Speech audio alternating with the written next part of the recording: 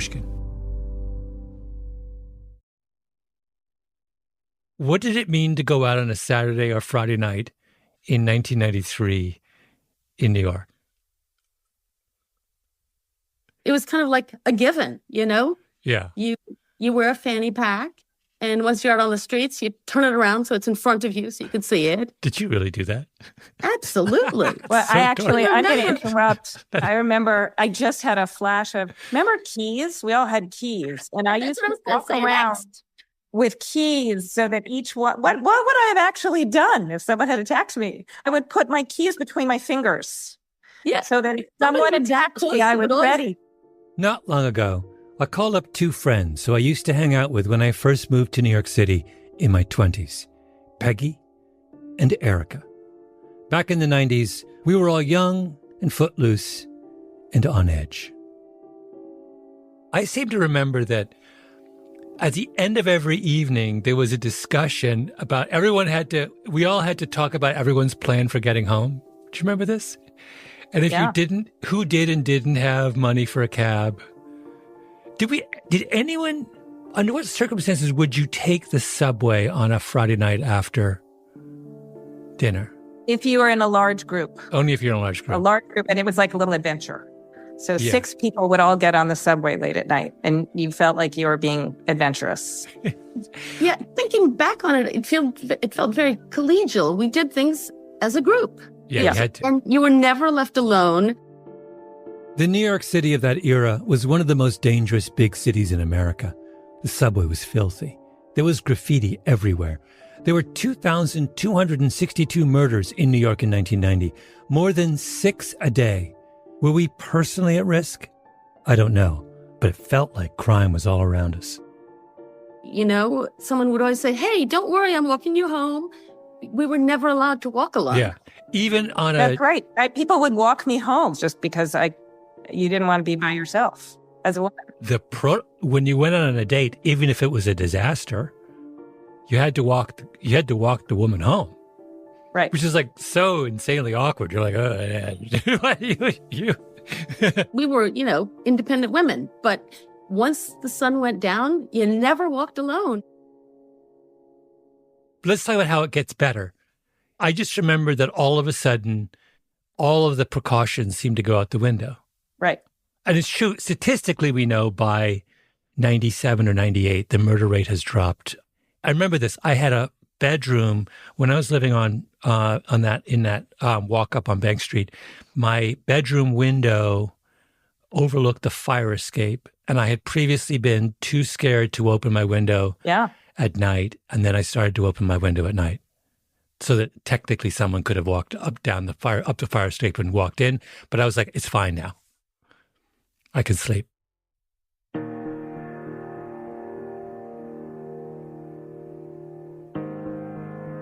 My name is Malcolm Gladwell. You're listening to Revisionist History, my podcast about things overlooked and misunderstood. This is part of a series introducing my new book, Revenge of the Tipping Point, now available everywhere.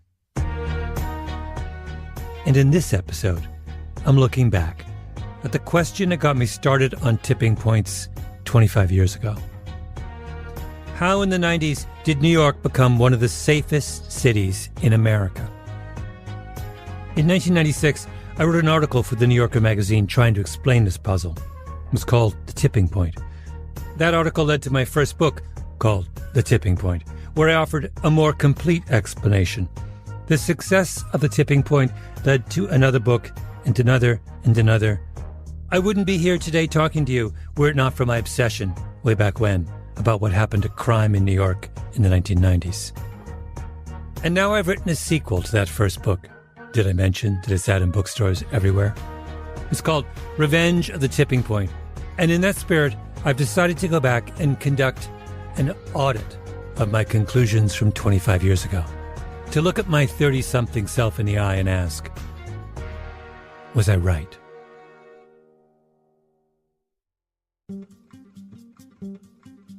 Back in the 90s, I used to go to New York University's library all the time to look for ideas. Bobst, a big squat red stone building on Washington Square in Greenwich Village.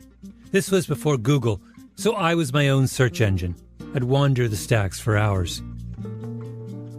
And one day, I was on the 5th floor, in the HM1.A6 aisle, and I started leafing through the back issues of the American Journal of Sociology from 1991. And I found a paper written by a professor named Jonathan Crane, entitled The Epidemic Theory of Ghettos and Neighborhood Effects on Dropping Out and Teenage Childbearing, a choice of words no one would use today. This is how it started. The word epidemic is commonly used to describe the high incidence of social problems in ghettos. The news is filled with feature stories on crack epidemics, epidemics of gang violence, and epidemics of teenaged childbearing. The term is used loosely in popular parlance, but turns out to be remarkably apt. The word epidemic to Crane wasn't a metaphor. It was a literal description. His point was that if you look closely at how those problems spread, how and why they go up and down, it looks exactly like the way viruses spread. Same rules, same patterns. And when I read that first paragraph, I thought, oh my God, this is exactly what happened in New York City. We had a real live epidemic of crime. And what is the hallmark of an epidemic? A tipping point. The moment when everything changes all at once. That moment when I left my window open because I suddenly felt safe was our tipping point. And so, front and center in my first book was a description of what I saw as the reason why New York's epidemic suddenly tipped. The police department's commitment to broken windows policing. Broken windows was the theory that small crimes were invitations for large crimes, that if you let people get away with little things, then you were signaling that it was okay to cross the line into bigger things, like serious acts of violence. And so what do? You don't let people get away with the little things. It was taking the concept of an epidemic and applying it to crime. Lawlessness wasn't random. It was something you could catch from those around you, the same way you can catch a cold from a warm, stuffy room full of 4-year-olds. If somebody urinates in public, the person is telling you, I got a big problem. This is what broken windows theory is all about. The biggest champion of this idea was Rudy Giuliani, the mayor of New York City at the time. Here he is at a press conference in the mid-90s, a few years into the broken windows experiment, where, in a span of just a minute and a half, he references public urination 8 times. I mean, if some guy is urinating in public, we got a problem. Now, you can do one of two things. You can ignore the problem and say, gee, I'm such a big, fuzzy-headed liberal that I'm going to walk away from it, and we're going to make believe there's no problem. That's New York City in the 1980s. That's New York City with 2,000 murders. That's New York City with 500,000 crimes. You have to pay attention to people urinating on the streets, and you have to get people to stop urinating on the streets. That's moving toward civilization. That's moving toward decency. That's what I mean by a decent society that people want to invest in, people want their children to live in. You've got to pay attention to somebody urinating on the street. It may be a minor thing, it may be a serious thing, but you cannot ignore it. You have to deal with it. It is against the law to urinate in public.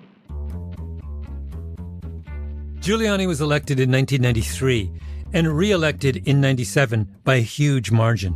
Under his watch, the city was revitalized. People who had fled for the suburbs came back. Huge parts of Brooklyn were gentrified. Central Park was cleaned up. I cannot tell you how gratifying it was to be a New Yorker in those years and finally get a mayor who said, enough. You can't jump subway turnstiles and smoke dope on the corner and harass pedestrians.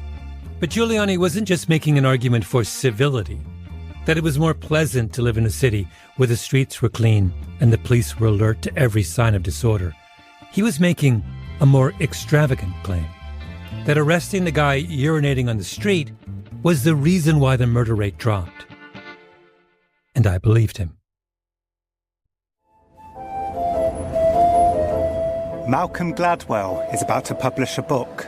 Whenever it happens, huge things occur. About 10 years ago, the journalist John Ronson did a retrospective on the tipping point for a British program called The Culture Show. and he talked to a public defender in the Bronx named Kate Rubin. I would go around and I would talk to people in New York City, and liberal people, progressive people would say, oh, well, you know, we've had this miracle in New York. And some people would say, oh, yeah, Malcolm Gladwell's idea, broken windows. I didn't watch any of this at the time, even though Ronson interviewed me for the segment too, but I found it while working on this episode, and it made me realize that claims I made in The Tipping Point had far more reach than I'd ever imagined. Some people, knew that it wasn't his idea, but that he had popularized it. They'd read about it in The New Yorker and his book, The Tipping Point. I would never try to speak to what his intent was, but I think the impact that he had was to serve as basically a marketing force for this idea. He truly popularized it. So, once again, was I right?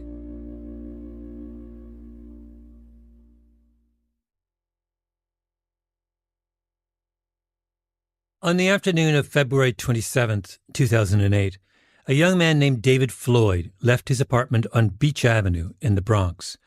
As he walked down the pathway next to his building, he ran into the tenant who lived downstairs, who said he'd locked himself out of his apartment. I was leaving my apartment to actually go to school. Heading to school, I had my book bag on, everything that normal students do as they're going to school. This is Floyd speaking in an interview with the civil rights group Race Forward. The landlord was Floyd's godmother, so Floyd went back inside to her apartment to get a ring of keys. And as he and the tenant tried to figure out which key worked in the door, 3 plainclothes police officers suddenly emerged. There had been reports of burglaries in the neighborhood, and here were 2 young men trying to get into a locked apartment. We were stopped. We were, of course, told to put our hands up, to stay where we were. This was how the police put broken windows into practice. Don't let the little things pass you by. Be aggressive. Check for weapons, drugs. Maybe you find them. Maybe you don't. But if you do that enough times, then young men leave their guns and drugs at home. Floyd had actually been stopped the previous April while walking down the street, followed by 3 officers in a van who jumped out and confronted him. And again, it was just the whole experience is humiliating, it's embarrassing, and really, it doesn't matter what kind of person you are, how tough you are, whatever. It's a scary thing because you don't know what is going to happen with your life. You don't know what's going to happen with your freedom. Floyd becomes the face of a massive class action lawsuit, Floyd v. the City of New York, challenging the NYPD's policy of stop and frisk. And in 2013, Floyd wins. In a shocking ruling, a federal judge said the NYPD's use of stop and frisk was unconstitutional, effectively ending the broken windows era in New York City policing. Yes, it still happens today, but not in the way that it did 10 years ago, not even remotely close. It's no exaggeration to say that this was one of the most consequential court cases in the city's history. A lot of people at the time, and I think, not without reason, said, wow, this is going to compromise public safety. This is Aaron Chalfin, who's part of a group of criminologists who have devoted themselves to understanding what exactly happened in New York. The police are no longer going to be able to make a lot of stops and really show people that they were being proactive. So that might embolden more gun carrying, more violence, more homicide. When Chalfin says that at the time a lot of people thought ending stop and frisk was going to lead to crime going back up, he means everyone. City government, the police force, pundits of every variety. That's what I thought too. What everyone was saying in effect was this: yes, doing hundreds of thousands of police stops a year of young men like David Floyd, who may be doing nothing more than helping out a friend, is unfortunate. But being killed is a lot worse. And since this is what's keeping the crime rate down, we don't have a choice. That was the calculus. Even the judge in the Floyd case begins her ruling by making the same point. I emphasize at the outset, as I have throughout the litigation, that this case is not about the effectiveness of stop and frisk in deterring or combating crime. This court's mandate is solely to judge the constitutionality of police behavior, not its effectiveness as a law enforcement tool. She goes on, many police practices may be useful for fighting crime, preventive detention, or coerced confessions, for example, but because they are unconstitutional, they cannot be used, no matter how effective. She's basically saying, there's a good chance that crime is going to go back up because of my ruling, but the Constitution is the Constitution. Even the people who hated broken windows thought that it worked. But then, the very thing that absolutely no one expected to happen happens. Crime falls. We ended stop, question, and frisk in New York. That went down by 90 or 95%, depending on which numbers you look at. And yet we had this incredible 50% decline in homicide. In social science, a natural experiment is when the real world provides you with a clean way of measuring the truth or falsity of a given proposition. The Floyd decision was the perfect natural experiment for broken windows. All you have to do is compare before with after. The amazing thing about New York is that if you look at 2010, New York City had a banner year in terms of homicide. It was one of the lowest homicide rates in 40 years in the city's history in 2010. And you would have said, wow, like great progress. Let's just keep it up. Let's keep up the good work. Incredibly, by 2019, the year before the pandemic, right, homicides went down by 50% in New York compared to 2010. Between 2010 and 2019, New York is unique in that it had another great homicide decline at a time when homicides were really flat nationally. This is, hands down, one of the strangest and craziest urban transformations ever. Just to give you a sense, if New York City's crime rate in 1990 had just stayed the same, didn't change for the next 35 years, the city would have had an additional 62,000 homicides, most of them, in all likelihood, young men of color. 62,000 young men currently walking around New York would be dead. And by 2019, New York is almost as safe as Paris with respect to homicide rate. New York is closer to Paris than it is to other U.S. cities, even like Boston, which is another safe city, right? It's incredible. You know how those billionaires left New York City for Miami during the pandemic, saying they couldn't deal with the taxes and the crime?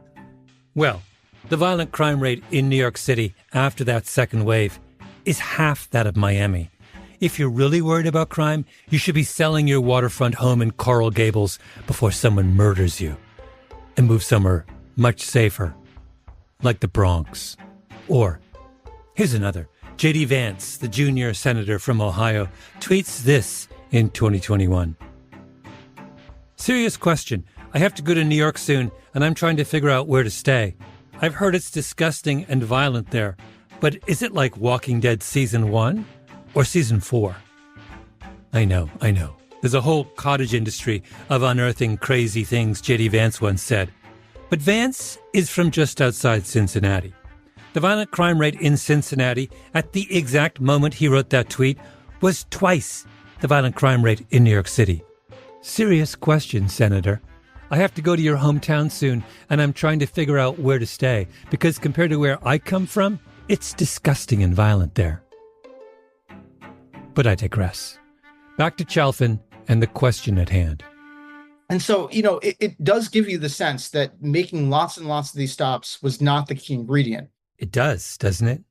We conducted a natural experiment, and the results are in. It wasn't broken windows.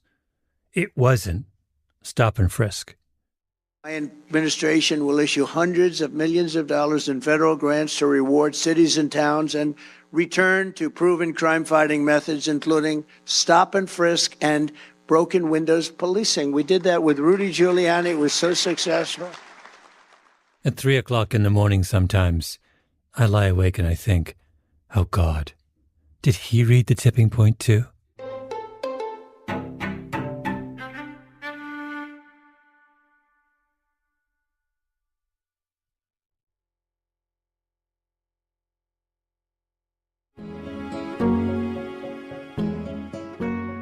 I don't reread any of my books once I've written them, particularly ones from 25 years ago, like The Tipping Point. I mean, why would I? Do I want to wear the clothes I wore in the year 2000? No, I don't. Do I even want to see pictures of myself from 2000? Not particularly. So I didn't reread The Tipping Point until I made the decision last year to revisit my first book, on its silver anniversary. There were parts that I love. It felt like rediscovering some lost friend. Hush Puppies, 6 Degrees of Lois Weisberg, Paul Revere's Ride. There are also parts that mystified me. Did I really write an entire chapter on the children's TV show Blue's Clues? But the crime chapter was the only place where I said I would write that so differently today. Today, if I were rewriting, I'd begin with the work of a sociologist in Chicago named Andrew Papachristos. People talk about gun violence as an epidemic or disease, and it is in many fronts, but really I wanted to take it seriously. It was like, okay, if it's an epidemic, is it a bloodborne pathogen or is it an airborne pathogen? And actually, thank God, it's not an airborne pathogen, right? You don't catch a bullet like you catch a cold. It's actually transmitted through behaviors. And I just tried to figure out ways that science might kind of boost or amplify those insights. Papachristos took every single arrest over more than 6 years in Chicago. So hundreds of thousands of arrests. And he made something called a network map. All right, first you see it happens in groups. And then like, okay, what about individuals? All right, well, does it concentrate? What about exposure? What about time? So if Andy and Malcolm are arrested together for shooting someone, then Andy and Malcolm are 2 dots on the map, connected by a line. And if Malcolm then is arrested with Joe, there's a line connecting Malcolm to Joe. Malcolm and Joe are 1 degree, or, to use Papachristos' favorite term, 1 handshake apart. Joe and Andy, 2 handshakes apart. You do that for years and years of Chicago arrest data, and you get a truly enormous map. You have this very, very large network, right? And then what you do is you sprinkle in the victimizations, which come from a separate source of data, right? They come from homicide records, they come from shooting files, police, public health. He took the names of everyone who had been shot over the same period and looked to see how many of those names were in his network map. And what he found was the victims were already there, and they were clustered together.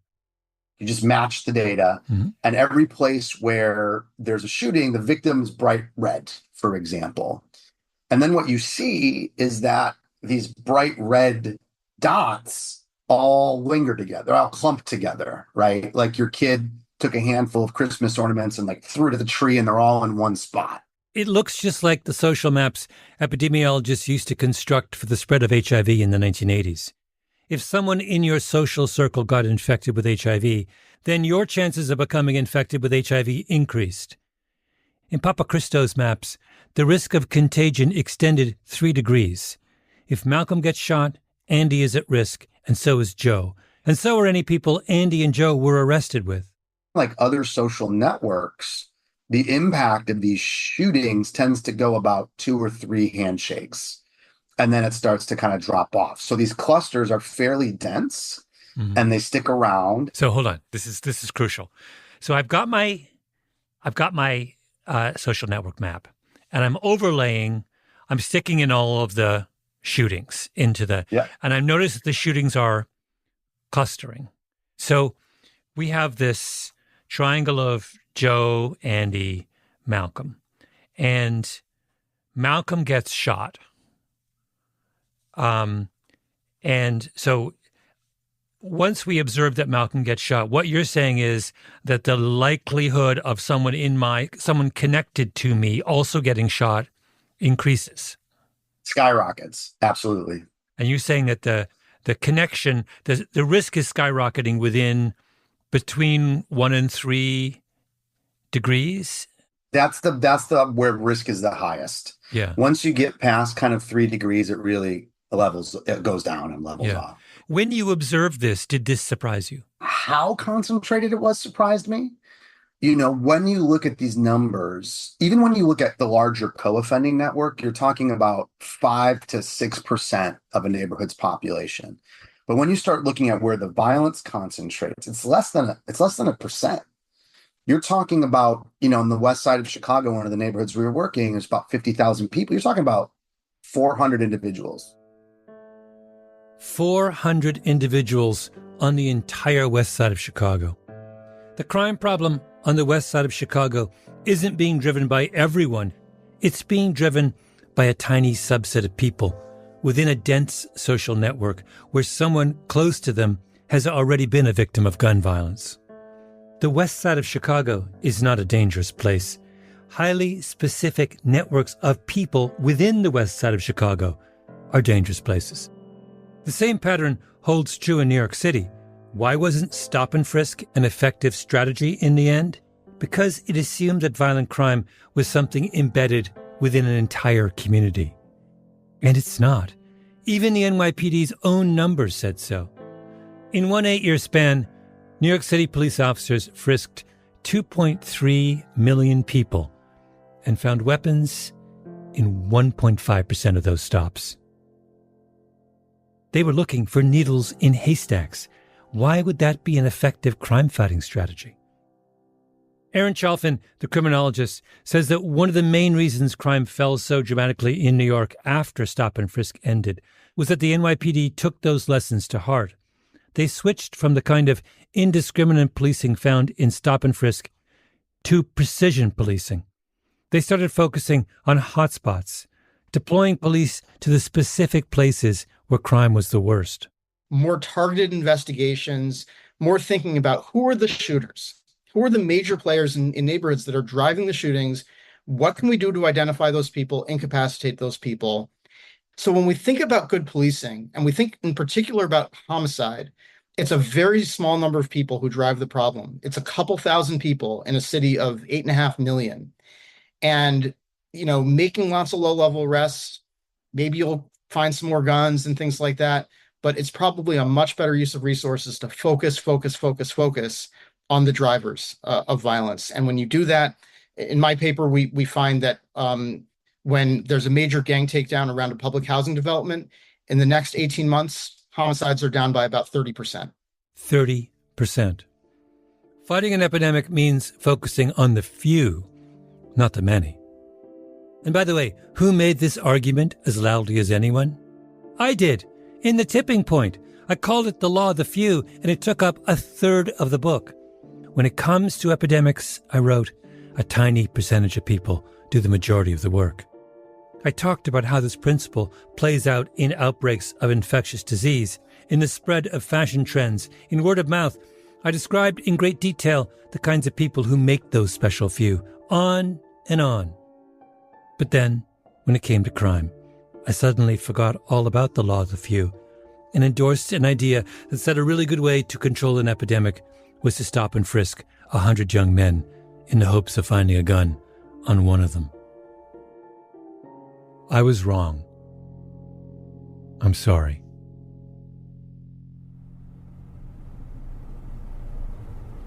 So, I don't know, feel free to ask us any questions. Or There's one more thing I would do if I were rewriting the crime chapter.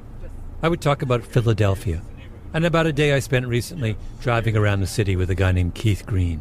So where are we headed? So we're going to be driving in like the West Philadelphia area. Green works for the Pennsylvania Horticultural Society, a group that was founded in 1827 and is best known for putting on the world's largest indoor flower show. And for 2 hours, we talked about vacant lots. 30,000? Yeah, there's over 30,000 vacant parcels in the city of Philadelphia. Yeah. There were blocks we drove past that had 2 or even 3 vacant lots. Every block seemed to have at least one. In the past, they were overgrown with weeds, covered in trash, home to rats and raccoons and possums. And what Green's group has done is to systematically work its way through the city, cleaning up the lots, planting grass, putting up low fences. And we started seeing a dramatic change. Lots were being maintained. People started using the lots, and when you say people started using them, how were they using them? Well, kids were playing football. People were having barbecues on the sites. Horses grazing on vacant lots. Horses? Yeah, horses. In the history of the program, they've cleaned up 17,000 lots. Charles Brannis, the pioneer of the work, led a study to see if cleaning up vacant lots lowered the homicide rate. When you fixed up a neighborhood, what happened to gun violence? It went down 29%. Now, what's the best way to describe this kind of anti-crime intervention? It's broken windows. only not broken windows as a grand metaphor, as a hysterical leap that sees a man urinating on a sidewalk and says we have no choice but to lock him up. No, broken windows as a literal call to action. You see the lot full of weeds and trash, and you pick up the garbage and mow the grass and put a fence out front.